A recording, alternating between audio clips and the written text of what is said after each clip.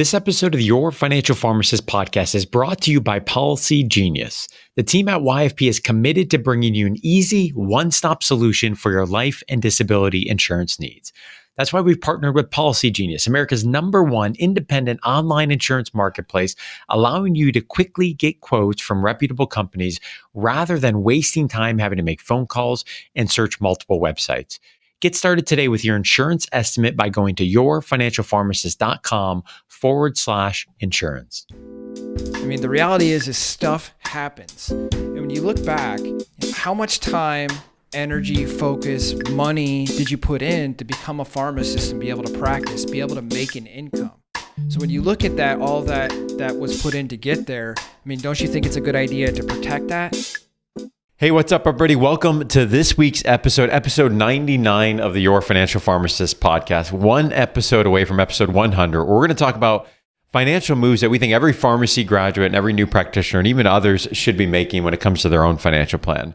Now, we're going to talk about a handful of things that come from a great blog post that Tim Church wrote, 20 financial moves that every pharmacy graduate should make. And that entire list of 20 and that blog post is available over at yourfinancialpharmacist.com/20. Again, that's yourfinancialpharmacist.com/20. So when I pulled up this blog post, Tim Church, there's a lot here. I mean, how long did this one take you to write? That one took a while because you guys had some input on that as well. And we kind of went back and forth and tried to hit all the key moves that we wanted people to know about. Absolutely. And, as I think about back to graduating from pharmacy school, I'm sure you feel the same way. This would have been a list of, wow, I wish I would have known these things at graduation, right? So that's the goal. I think a lot of lessons that we've learned along the way, lessons we've heard from the community, and wanting to help out graduates and new practitioners as they're making this critical, important transition into new practitioner life. So, Tim Baker, the first two that I want to talk about are what you referred to in episode 26 of the Your Financial Pharmacist podcast,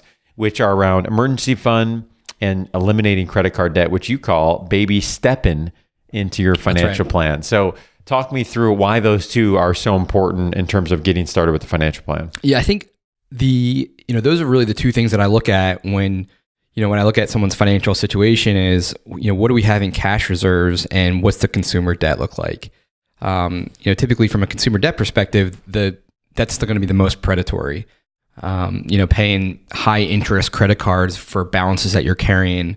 You're never going to really transition to, the ability to build wealth on your own, and we talk about, the eighth wonder of the world is compound interest. You got to make that work for yourself, not for a credit card company. So that's probably, from the get-go, what's that picture look like? And almost everything else stops, maybe everything. I'm thinking of like an employer match, but almost everything else stops if that's a thing, because it's just, like I said, it can be tough to get out of. The second, basically, once we get out of that predicament, the second thing is having some cash reserves, a la an emergency fund, so we don't get back into the credit card debt. There's a stat out there that says 40% of Americans can't cover a $400 emergency. That's super scary. So for that percentage of Americans, what is their emergency fund? It's the MasterCard, it's the Visa, it's the American Express, and then we kind of just repeat this cycle. I have clients that, they have a ton of credit card debt, and then they consolidate down into a personal, and then, they wipe the slate, and then they clear it eventually, and then they do it again, and then they do it again. And hopefully, now that they're working with me, we're going to break that cycle. So the emergency fund really allows you to do three things. First, it gives you peace of mind. Knowing that you have cash money in the bank allows you to sleep better at night. The second thing it does is it really allows you to avoid that predatory credit card debt. Like we said, most people will reach for the MasterCard, the Visa to get out of those, emergency situations.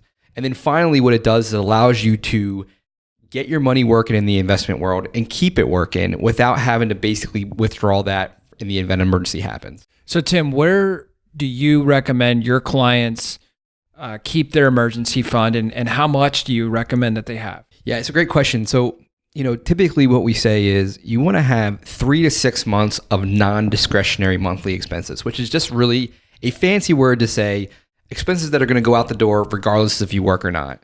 So those are going to be things like your rent or your mortgage, groceries, your utility bills, your loan payments, So if you're a single income earner and you have $5,000 of those expenses after you add them all up, then you take 5,000 times 6 months and it's a $30,000 emergency fund. If you're a dual income earner, you typically are allowed or should recommended to have closer to 3 months. So it'd be, in that situation, 15,000. And the idea is that, a dual income earner, you're not putting your proverbial income eggs in one basket. Typically your both spouses or both partners are not going to lose their job at the same time. So that's basically how you calculate it. Now, where to put it is a great question as well. So you want something that is liquid, that you can get to it at a known price, which is cash is best. Maybe not too easy to get to, something that bears some interest, but maybe, that's not typically the point of the account. So when I started advising clients on emergency fund, I looked at a lot of different routes, a lot of different banks actually, Ally, Synchrony Bank, Capital One, to name a few. I really like Ally. That's what I use. I typically recommend that. Just easy to use, easy interface. App is clean, website's clean and easy to use, and it gets 2.2%, which I like. So that's typically the high yield savings account that we'll look at for the emergency fund. So as we think about the graduate coming out today, May 2019, they're facing $150,000 to $200,000 student loan debt, overwhelmed likely with that and what it means. Yeah. Lots of other competing priorities, and now they're hearing 3 to 6 months worth of expenses, and all of a sudden they might look at their budget and figure out this is $10,000 to $30,000, and they say, thanks Tim, but here's the reality of what I'm working with. So the question is, where do I even get started with this, and what's the baby step I can take to begin this process? I think you want to phase, have like a phase plan. So like as an example, if I'm looking at $10,000 worth of credit card debt, which I see all the time for P4 or a resident, I really don't have anything cash at all. I sit down with a client and I say, okay, let's build a baseline emergency fund. So maybe it's $2,500, maybe it's $5,000, maybe it's $10,000 of in that case, $25,000 or $30,000 emergency fund. So I think building a baseline emergency fund, a target that we can get to, that once we achieve, then we can kind of look at the credit card debt and be gazelle-like, if you want to say, laser focused, and really plow through the credit card debt. Now, and the reason that we do that is because, obviously in an ideal world, we'd like to snap our fingers and all of a sudden, we have cash reserves or credit card debt. But the reality is that that's not going to happen overnight. So typically my recommendation is to take bite-sized pieces, get to a baseline emergency fund that you feel comfortable with. And once we achieve that, then go to phase 2, which is turn off the emergency fund contribution, apply that completely to the credit cards, side hustle, listen to Tim Church in that regard, and really start making moves towards that. And then once that phase is over, let's get back into the emergency fund and get that going. So we've talked about several important things around emergency fund, 3 to 6 months of expenses. We've talked about you want it liquid, you want it, when you need it for emergency, get it out of your checking account, so that you can hold some of that temptation of pulling from it from your day-to-day expenses. One of the things we didn't mention is just the power of actually naming it an emergency fund. Yeah. So I think we often talk with pharmacists, I'm sure you see this with clients, where they say, hey, I've got this lump savings account, and in their mind they have 5 or 6 things they're saving for. But really the power of calling it an emergency fund, which is really true with any other goal. Yeah, I mean, it's so true because the psychology says that you're less likely to steal from your emergency fund if it's called an emergency fund, if it's not for an emergency. It's just like, what we talk about with a travel fund. It's great to have a travel fund, but if you can actually call it where you're planning to go next, Disney World, Iceland, whatever that is, you're less likely to steal from Minnie and Mickey Mouse because it's named Disney World. If I want to go buy, something, that I'm not necessarily, that fund is not necessarily for. So I think it's important to do that. We kind of do the mental account, and I see a lot of clients that have they'll have cash in an account and it'll be $20,000, and I say, what's that for? And they're like, well, I think it's an emergency fund. I don't know. So my thing is clearly delineate it what it's for, and if there's a travel fund mixed in with the emergency fund, break it out. Separate those funds. So first 2 moves that we're talking about here are eliminating credit card debt, coming up with a plan, and establishing an emergency fund. Again, we're pulling from the 20 financial moves that every pharmacy graduate should make over at yourfinancialpharmacist.com/20. Next one, Tim Church, is get long-term disability insurance. So, I think this one is tough. Nobody likes to think about a situation where, hey, for whatever reason, I'm no longer able to work, as a pharmacist because of car accident and chronic illness, whatever. And certainly this isn't as exciting as paying down debt or building wealth, right? Nobody likes to send in insurance premiums. So why should pharmacists, even young pharmacists and graduates, be thinking about having disability income protection in place? I was one of those people for a while that felt that, nothing was going to happen to me. I'm young, I'm healthy. Invincible. Not much is going to happen. But the reality is when I learned a couple pharmacists that I knew that I was working with, they were unable to work, at least temporarily, because of autoimmune diseases, of accidents that they had in their cars. I mean, the reality is stuff happens. And when you look back, how much time, energy, focus, money did you put in to become a pharmacist and be able to practice, be able to make an income? So when you look at that, all that was put in to get there, I mean, don't you think it's a good idea to protect that? And that is really where long-term disability comes into play. In long-term disability insurance, it's really income insurance. And what it does is it provides you with money in the event that you're not able to work because of illness or accident. Yeah, I think a lot of people, they forget that one part is most disabilities occur because of illness, not because of an accident. And, it's like I always tell pharmacists is like, you're not going to like it. You're not going to like paying premiums for the disability policy because, quite frankly, they can be expensive. Yeah, and even a lot of times even more expensive than life insurance that you're trying to. But the fact is that you're more likely to be disabled than to have a premature death. You're more likely to have way more expenses when you're disabled versus a premature death because you're still alive and you probably have medical issues that you have to deal with. So this is doubly important because, it's one of those things where you always think it's going to happen to somebody else. And the fact of the matter is you're right at the precipice of your career and really your earning potential, and you want to protect that. Becoming a PharmD is, like, I don't know firsthand, but I understand it's very difficult. And you spend a lot of blood, sweat, and tears to get to where you're at. So, you want to protect that ability to earn.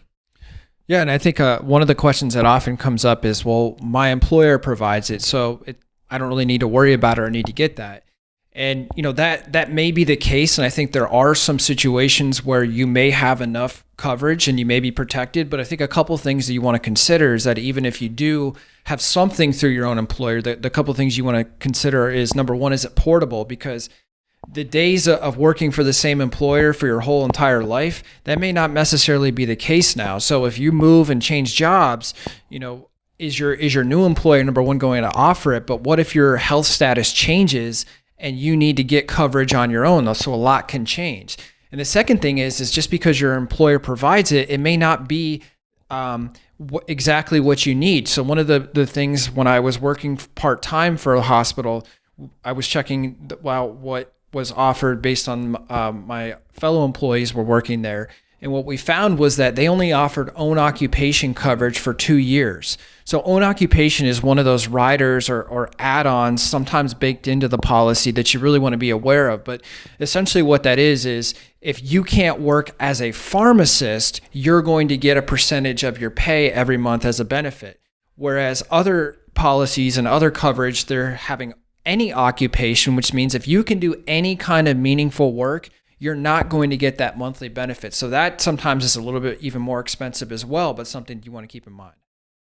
Yeah, and unfortunately, navigating the selection of a disability insurance policy isn't always super easy. Just the way these products are sold and the options, the riders you mentioned, the time periods, the elimination periods. And so we've got some great resources that we would point you to. Episode 45, we talked about how to determine your disability insurance needs. And then also, if you go to yourfinancialpharmacist.com, at the top, you'll see an option that is protect your income. And we've got some great information on both life and disability, which connects you with our partner for both of these, which is Policy Genius. And I just recently went through this process of purchasing additional disability insurance as well as life insurance. Very easy, very transparent, great process to follow. So make sure to check out those resources if this is something that you need. All right, Tim Baker, we're going to take on probably the number one question we get from new graduates is, what the heck should I do with my student loans? I've got $200,000 of student loan debt. I've got all of these options available to me. Unfortunately, it's incredibly confusing, forgiveness and non-forgiveness, federal and private. as you talk with clients and specifically those that are just coming out of pharmacy school, where do you start in terms of this question of determining a student loan payoff strategy? Yeah, it can be a monster. It can be a monster topic, a monster thing to kind of wrap your arms around. And a lot of times, I have a pharmacist that will talk to me and they'll say, "Hey, this is my situation. Like, what should I do?" And I'm like, "It depends. It depends." And like I said, I always say that's like the worst answer ever, but it truly does. And there's so many ways to kind of tackle the student debt. And part of it, the question I would ask first is like, how do you feel about the loans? And it's probably a question that you know the answer to, but you probably haven't asked yourself. So if you're feeling like, meh, the loans are there, and I'll pay them off when I pay them off, and it's kind of like I view it as like a mortgage debt that I'm just going to pay off over time, and I'm cool with that. Versus I can't sleep at night. It's a weight on my chest. I get anxiety about this, and these are all like real world answers that I've gotten to that question. That's going to affect the ultimate strategy that the strategy that you'll ultimately pick in the end in terms of how to tackle the loan. So, I think having an inventory, an emotional inventory of the loans is, I think, a good first step. But then transition into an actual physical inventory. And I'll tell you what. I think back when I first started advising pharmacists on the student debt, and I'd say like, "What do you have?" And they're like, "I don't know," and there was no awareness, or there was less awareness than I think that I see more pharmacists that kind of walk in my door and virtual door, I guess. But I think that having a physical inventory of what you have, who you owe, when that starts is important as well. And then from there, I think you start selecting a strategy that fits your needs and kind of what you want to do, whether it's a forgiveness strategy, a refinance, being aggressive with it, and which might coincide with refinance. There's a lot of ways to kind of go about this. I think one of the things that I would be cautious about is really twofold. One, you want to be intentional. You don't want to, get out of school and meander and be like, oh, like I'll figure it out later, because later happens and you're still, this in the same amount of debt that you started with.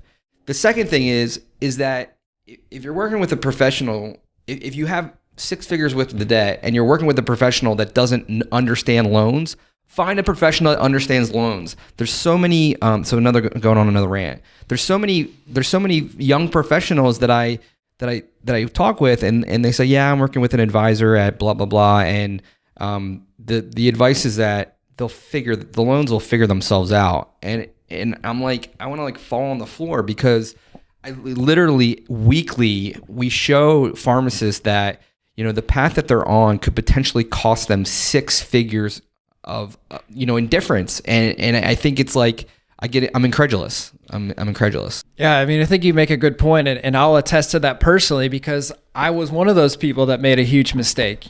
Not pursuing the public service loan forgiveness program cost me over $100,000. Now, the benefit is that my loans are paid off now, and I can tell other people about it. But you make such a great point that, and I don't think we can emphasize this enough, is you really have to lay out all of the options that are available to you. And you have to kind of complement those emotions behind the loans with also the math, right? You have to couple those two together to figure out, okay, what is the best plan going to be? And then I think even kind of taking it a step further is when you look at the average student loan debt that a pharmacist has, we're talking $160,000, could be a lot more if you go to a private school, is if you're able to get forgiveness through the public service loan program, then go for it. I mean, the math really makes sense there. And that could actually have a lot to do with the job that you choose, or that you ultimately go from your first one. Yeah, and I think this really is the time that we have to emphasize further what Tim Baker just said, is it's about intentionality of choosing an option and a plan. I spoke with a group of probably about 120 students last week, and when we get to this topic, I think what they want often is a slide that I know I wanted as a student, which is here's the best option.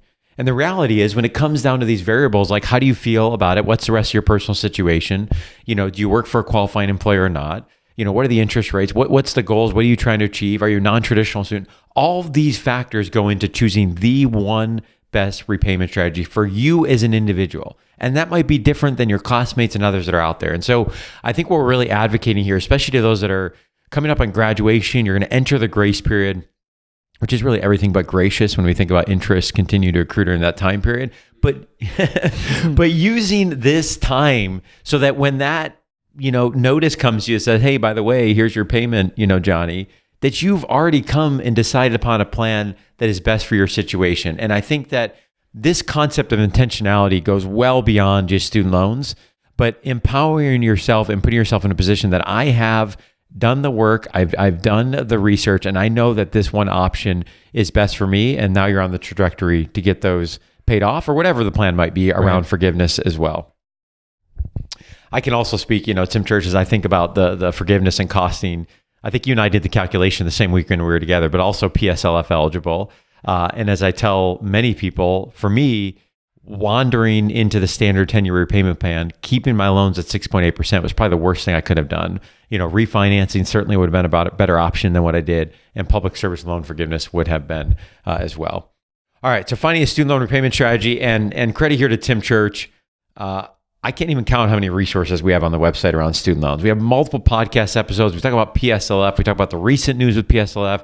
And if you go to yourfinancialpharmacist.com/ultimate, Tim Church wrote the blog post of all blog posts on how do you evaluate the strategy of choosing the best loan repayment option. We've got a quick start guide on student loans. We've got calculators. Got a quiz. So head on over to the website, yourfinancialpharmacist.com, where you can get started today. All right, next one we have here as we continue to work through financial moves that every pharmacy graduate should be making is begin the process of investing in your company's 401k, 403b, or TSP. So Tim Baker, talk us through briefly, if we're thinking of a new graduate coming out, they start to work with an employer, they find out that they have this retirement option, maybe they have a match, maybe they don't, but they're probably asking themselves the question of, what do I do with this? Where do I begin? And how do I evaluate and balance this against debt, emergency funds, and all these other things? Yeah, and sometimes you don't have to do anything. President Obama was in office when they really started to put forth an auto enroll feature. So a lot of the psychology behind that was, we're more likely to participate in something if we don't have to opt into it. It's more, given the option to opt out, it really pushes participation rates up. So for a lot of retirement plans, you start with a job and eureka, you're starting to contribute after maybe a certain period of time, and you're beginning to see a balance into a 401k, a TSP, a 403b, which is a great thing. And sometimes you don't even have to pick the funds yourself. It's just a target date fund. So what I would say to this is, absolutely, if you have access to a 401k or any type of retirement plan, get with your HR department and try to learn as much as you can about them. Sometimes you're not gonna need to do anything, but the big question that I would ask is, what is the match? And that should be something that you probably should be evaluating as you're looking at employers. So what is the match? And 9.5 out of 10 times you should be at least contributing to the match. I don't care if every other part of your financial house is on fire. Most of the times, it's free money. We talk about it. You want to be contributing up to the match. Now, if you're in a lot of trouble with credit card debt and it's almost too much to get out of, that might be a situation where you don't do that. But at least contribute until you get the match. And then in terms of looking at the funds, and that's less important. It's time in the market, not necessarily time in the market or picking the individual funds. It's kind of next level stuff that I do with clients. But you're going to want something that you're going to want something that's low cost in terms of expense, and it might be out of the scope of this particular episode, but I would definitely look for things like index funds and that type of thing to really buy the market rather than try to beat the market. Yeah, and I think Dave Ramsey probably would fundamentally disagree with what we're saying right now, because is he listening, do you think? Maybe. Because we're basically saying that most people should be in the match regardless of your student loan debt. And I think one of the caveats is that if you look at the amount of student loans that the typical graduate's going to have, it's not going to be a quick fix in 1 year, 2 year. I mean, we're talking this could be a decade long, maybe a little bit longer, or it could be a little bit faster depending on the track you're on. But the big thing is you can't go backwards in time and get the match and make up for those years that it was available to you. So I think that's really big. And then, the other point that I would make is, depending on what student loan repayment strategy you go in, that if you're in PSLF and you're all in, or you're even doing the non-PSLF forgiveness, you may actually be going way in on your 401k, your 403b, because by doing that, you can actually lower your adjusted gross income, which ultimately will lower your income-driven repayments that you have to make. And so you can basically be simultaneously building some incredible wealth while you're paying off your student loans. Yeah, so that's kind of like the next step in terms of an inventory of your loans, selecting a strategy, and then optimizing that strategy is really, that's what we're talking about here, is getting the most out of the strategy. And typically from a forgiveness perspective, the more that you can put into those pre-tax buckets that lower your overall adjusted gross income, the better. You're paying your future self, but then you're lowering your AGI, which lowers your payment and maximizes your forgiveness. Yeah, and I think what we've often seen with new graduates, new practitioners, is that evaluating what your options are inside of your retirement plan. And we talk about on the podcast about fees and asset allocation and calculating your nest egg, and all that can quickly become very overwhelming. But I think your point is such a good one to emphasize, even again, is it get it started, take the match, begin to build that time for compound interest to work, and certainly make an investment to learn more about this. And I'd point here too, we spent a lot of time really detailing, I think it was chapters 12, 13, and 14 of Seven Figure Pharmacist, all about investing. And we try to write it in a very fundamental, basic way of understanding the strategy, but just beginning that education, whether it's Seven Figure, the podcast, or some other resource, making that commitment to long-term knowledge. And I think investing is one piece, but not letting that component of, hey, I don't have all the knowledge, be a barrier to starting in the first place. Okay, the last one I want to talk about before we wrap up here, and since we have the king of side hustles here, Tim Church, is for new graduates to be thinking about considering a side hustle. And Tim, you've done an awesome job with the podcast, the Side Hustle series. We'll link in the show notes to an article, 14 Practical Ways to Make Extra Money as a Pharmacist in 2019. But why should a pharmacy graduate today be thinking about a side hustle? It's a great question. And I think in 2019, a lot of things are changing with pharmacy in terms of the job market. A lot of pharmacists are experiencing pay cuts because what's considered full-time may be cut down to 30 some hours. And so I think that's one of the things that is why people are getting more excited about this topic. But I think it's really risky, and no matter what job that you have, to really rely on one income source. And I'm not saying that every single person needs to go out and have 8 jobs, but I think it's important to look at other ways to diversify how you're getting that income. We have a great blog post on there called 14 Practical Ways to Make Extra Money in 2019. So if you go to yourfinancialpharmacist.com and you click on Make More Money, there's some suggestions there. But a lot of them are pharmacist related. So really taking the skills and the knowledge that you already have and kind of utilizing that to look for other ways to bring value and eventually bring income. But I think also one of the things that I would have you consider is really looking at, do you have other skills even outside of pharmacy that you can monetize? Absolutely. And I think one of the things that doesn't get talked about enough with a side hustle is just an opportunity. Some of the things could be creative outlets. They could be things that you're passionate about. And, some certainly make more money than others, but what is that worth, and what is that value of having that opportunity to create and to be innovative and to think of some entrepreneur opportunities? So I would agree, and we won't get on the career soapbox right now. We'll save that for a later day. But I think that in 2019, I'm not sure, and at least as long as we've been in the profession, for 10 to 15 years, I'm not sure there's a better time to be taking some entrepreneurial risk than there is right now. You look at some salary compression, you look at a healthcare market that's very complex. When you put any of those two together, it means it's ripe for innovation and entrepreneurship. And so I think we've been in a period where pharmacists have been very comfortable in their salary. And I think that often diminishes the need to feel like to take some risk. But I think we're seeing that changing. And while that may be a difficult period, I think there's some excitement to be had there as well. So again, make sure to head on over to the website, yourfinancialpharmacist.com. As Tim mentioned, we've got a section on that about Make More Money. We've got the Side Hustle series on the podcast. And the last thing we would mention here is in avoiding lifestyle creep. And we talked about it in episode 98 of the podcast, but I think it's just fundamentally important for every graduate, new practitioners, and I think in general, to be thinking about it. What can you be doing to avoid lifestyle creep? And when we talk about retirement savings and contributions, at the end of the day, your expenses is really what drives much of that. So what can you be doing to live off less than you make and be balancing the things we talked about on that last episode of taking care of your future self, but also enjoying some things today? Yeah, I think one of the things to highlight here is, there's probably a lot of people out that are listening and that are saying, okay, Tim, you want me to, have huge emergency fund, and you want me to pay off my credit card debt, and you want me to buy disability insurance, and there's this long laundry list of things that you're saying I need to do. Is like, how am I supposed to do that? And I think when the thing that I enjoy about working with students and residents who are in that transition process is, guess what? Like, if you're a resident, you're making 40 grand, you're probably going to be making quite a bit more in the coming months when you kind of transition away from residency. Or if you're a P4 and you're going to work for a community pharmacist or whatever that looks like, you're going to be making more than you're going to make as a student. So let's imagine a world where you're not making 110 or 120. You're making 70. You're making 80,000. And these goals and these things that we want to check off become a lot more workable, a lot more manageable.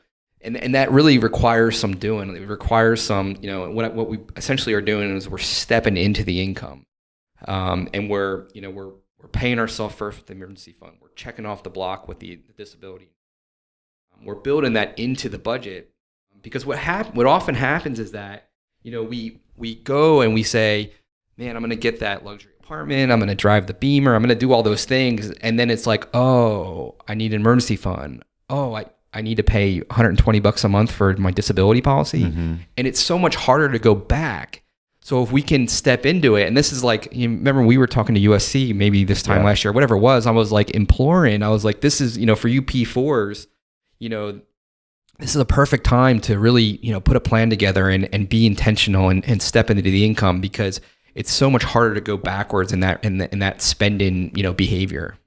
Yeah, and I think it's a great opportunity to basically let people know about your services and what you're doing, because I think one of the things that you do really well is you take all of these things and you help break it down for people in a way that's easy to digest, because I think it can be really overwhelming. I mean, I know when I was graduating and trying to figure this out, I didn't figure it out at first. I made a ton of mistakes, and then it cost me, doing that. So I think if you're somebody who feels like just overwhelmed with all these different moves that we're recommending that you make, I think you should definitely reach out to Tim Baker and book a call. See if you guys are a good fit. Not everybody is going to be a good fit, and not everybody needs that extra attention. But if you're somebody who feels that way or just interested in learning more, I think it's a great opportunity to do that. And if you want to book a free call, you can do that at yfpplanning.com. Awesome. So we've covered, I think, 6 or so of the 20 financial moves that you talk about in that blog post. Again, we'll link to that in the show notes. It's yourfinancialpharmacist.com/20.